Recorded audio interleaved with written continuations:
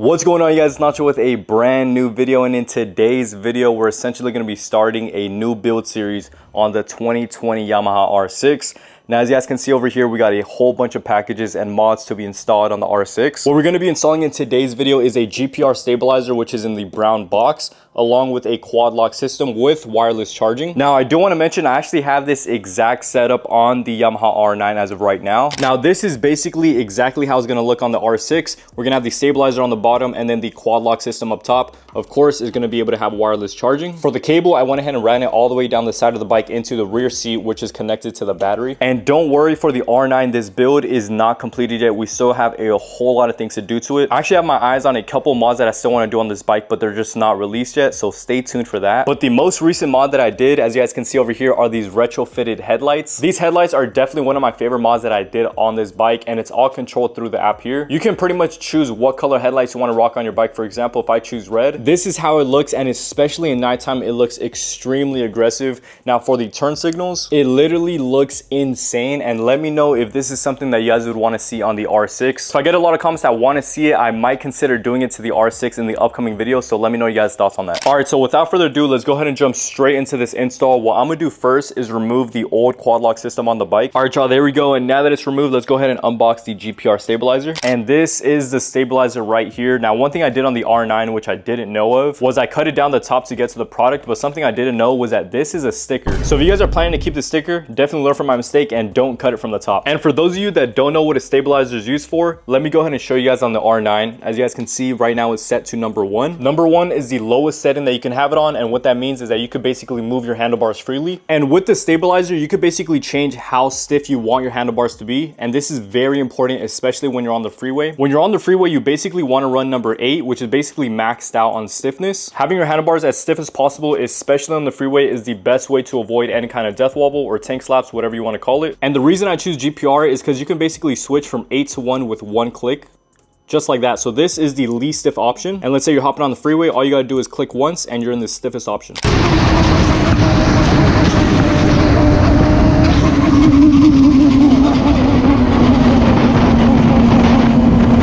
All right, and now for the install, go ahead and grab a 4mm. What you're gonna wanna do is remove that bolt right in the middle, and then we're gonna go ahead and replace it with this that came in the kit.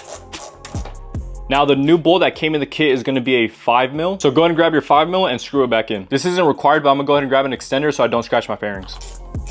Give it a little tug, make sure it's not going anywhere, and that is pretty stiff. All right, and so now we're going to go ahead and mount the base plate. You're going to remove 2 bolt covers, which this is the first one, and the second one is right over here. After that, we're going to remove the bolts, add this base plate right on top, and replace the current bolts with these new ones right here. So these are the new bolts right here, and these are the old ones. Pretty significant difference, so make sure you guys use the new ones. All right, so now go ahead and grab your GPR stabilizer. You're gonna notice there's gonna be 2 bolts on the rear, which you're gonna mount right on top of that base plate. Now, before you mount the stabilizer, make sure that this little thing down here lines up with the mount below. It should be able to fit inside just like this. All right, so after both of these bolts right here are tightened, make sure you tighten up this last one and you are pretty much all set for the GPR stabilizer. Now, for setting number 1, it should be pretty easy to move. Up the setting to number 8 and it should be...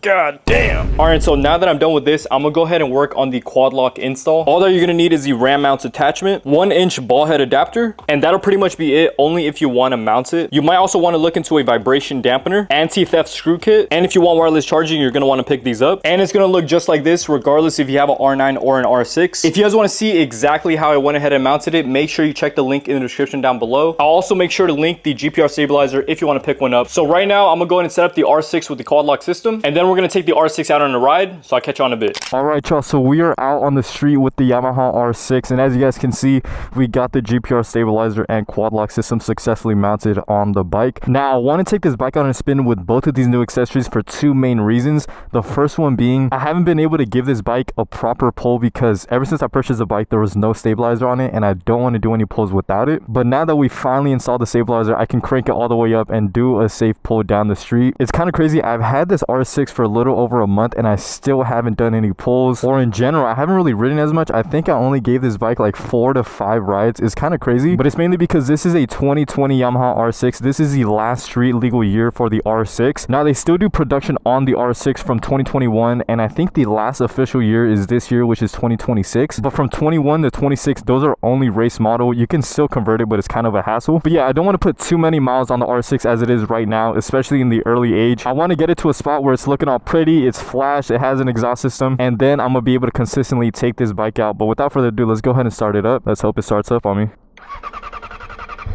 Holy shit. Always scares me that it's not gonna start. I do have a trickle charger on it, which does help out a lot, but it's still scary giving it that crank. Now, I do have a question to those that own an R6 or just know more about bikes in general. Now, this bike, it runs perfect. The only thing that's done to it performance-wise is just a slip-on exhaust. But I do notice on the clutch lever, functions perfectly fine, but I do notice this compared to the R9, there is a pretty big difference. I find that it actually hurts my wrist in just a couple of uses because of how stiff that clutch lever is. Now, I try to adjust the clutch play, and it's still kind of stiff. So I want to ask you guys if you guys have that issue, or if it's not even an issue, if it's just normal on the R6 models. Now, this has play in it. The only thing I notice is when you pull it back, I mean, right now it seems kind of normal, but it is way more heavy compared to the R9. So let me know if you guys know anything about that. But without further ado, let's go ahead and go on a ride. I also want to test out the quad lock system. I want to see how the view is. The way I mounted the quad lock system is the exact same way I mounted the R9. I use a ram mount attachment back here, and then everything else is pretty much quad lock. Ran the cable down the side here, past the tank and this plastic piece here, and it's pretty much sitting all under my seat. All the wiring and everything was pretty seamless, and it only took me about 10 minutes. But since the R6 seat is way higher than the R9, I want to see, oh yeah. Yeah, this feels good. Oh yeah. Yeah, this feels good. Oh yeah, I could see the dash perfectly on this. I don't know if the camera picks it up. Same goes for the R9. I can see the dash perfect with the quad lock system. But when it comes to the Ace Pro on the R9, you can't really see the miles per hour or anything. So I guess I'm gonna have to find out whenever I edit this video. But the GPR stabilizer, fucking perfect.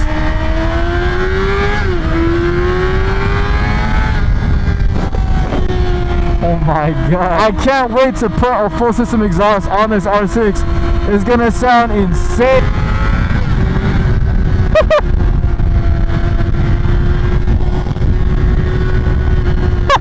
Bro, riding an R9 as my main bike, I guess you can say, and switching over to the R6 occasionally, it is insane. The R9 gets that power pretty much right away. The R6, it takes it up until 8K, 9K RPM until you could actually get something.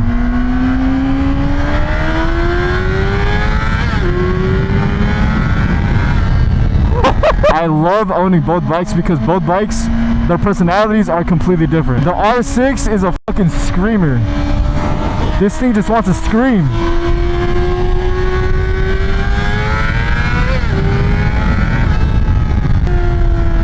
And I actually got some really good news. Tonight, as soon as I go home, I'm actually flashing my ECU on the R6. I don't know if I was able to show you guys clearly earlier, but stabilizer is currently on 1.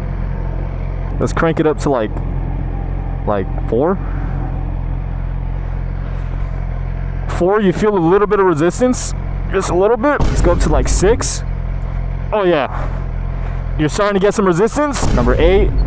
Holy I'm telling you, this is a fucking workout getting number 8 in. Yeah, every single one of my bikes in the future are gonna have a GPR stabilizer if they don't already come with one. If you guys want to pick one up, or if you want the quad lock system, everything's gonna be in the description down below, so make sure you guys check that out. But yeah, back on the flash, I already have an exhaust system on the way. The ECU, I'm gonna be taking it out tonight, and thank God the way that you take off this ECU is so easy. All you have to do is get rid of the seat, take off the rear seat, and the ECU is literally right here. I think there's like a metal bracket that you don't have to take off, and then that's literally it. You take the ECU out, send it out to whoever you want, and they can pretty much flash it for you. But bro, on the R9, holy shit, it's still like maybe a 10-minute process, 5-10 minute process, but you literally have to take off some fairings. You have to take the whole gas tank out, and the ECU is right under it. I don't know who designed it, but whoever designed the ECU placement on the R6, I invite you to my bed tonight, because I can't believe this is literally like my 4th or 5th time riding this R6. This bike is insane. Pretty much bone stock. There's no performance done to it. I can't say that I had this much fun on the R9 when I first got it off the lot, but the R9 still feels like home. I'm not even gonna lie. I could literally never talk bad on the R9. That R9 is like home to me. Anytime I sit on the bike, it feels like I'm literally at home. Let's go and start her up.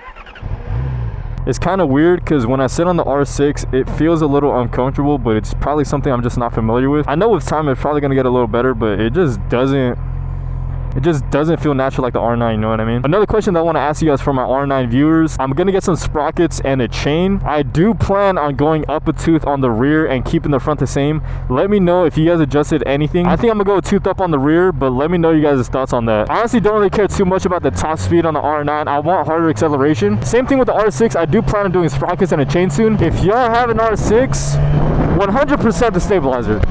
That's like a non-negotiable. You should have a stabilizer if you have anything over a 600. I don't care what company you go with, just make sure you have one. As far as the quad lock, that is completely optional. But I really fuck with it, honestly. The quad lock system makes everything so much better. Oh my god, look at this straightaway. Oh my god. I'm not gonna lie, my right hand kind of hurts. Oh my god, bro, my right hand just slid. It had a spasm or something. Anyways, I think I'm having a little too much fun on the R6. And the next video, I'm not too sure what I'm gonna be doing. I don't know if it's gonna be an R9 or R6 video, but I ordered a Puig windscreen. I actually have it at the house for the R6. I have a fairing kit that's gonna be going on the R6 very soon. Then on the R9, I purchased a rear seat cowl. That'll be coming in about 2 to 3 days. So stay tuned for that. UPS is sadly closed. It's already 8 p.m. So I won't be able to send out the ECU today, but tomorrow morning, best believe, first thing in the morning, I'm taking my ass to that UPS store and shipping out that ECU. I want to give a huge shout out to Two Wood Dynaworks. Every single one of my motorcycles, every single one of my flashes have been done by them. All their work is straight quality. Every single time I hit them up for any help or support, they have gotten back to me super quick. So I want to give a big thank you to them. If it weren't for them, I wouldn't be able to flash these bikes and give you guys a review on it. So big thank you to them. Also, big thank you to you guys. We have surpassed 50,000 subscribers on YouTube. I think right now we're sitting at 54K. On Instagram, we are at over 91,000 followers. Make sure you guys follow that, because whenever I hit 100,000 followers, we're going to be doing a giveaway. One of the items, of course, are going to be an Insta360 camera. That is the most requested item, and I'm also going to be doing some other things. Let me know what else you guys want to see on that giveaway. One thing I also noticed on the R6 is that this bike gets hot as fuck. The same thing happened with the R9 pre-flash, but one thing that you guys have to keep in mind, whenever you flash your bike, specifically for Two Wood Dynaworks, I can't really speak on any other tuner, but whenever you flash it at Two Wood Dynaworks, they make the fans kick in a lot earlier than what the factory has it set to. So if your thighs are cooking up, I would highly recommend getting a tune. It doesn't really matter what bike you have, but it's a pretty significant difference. Anyways, right now, I'm pretty much going to take out the ECU, get it prepped so that it can be sent out tomorrow morning. And other than that, I think I have a pretty good idea of what the stock R6 feels like. Stay on the lookout for my upcoming YouTube videos on the R6 where I flash it and get a full system exhaust on this bike. It is going to sound insane, so just be ready for whenever I drop that video. But anyways, hope you guys enjoyed today's video. Make sure you guys like, subscribe, comment down below if you have any questions. Follow on my socials, and I will catch you guys on the next one. Peace.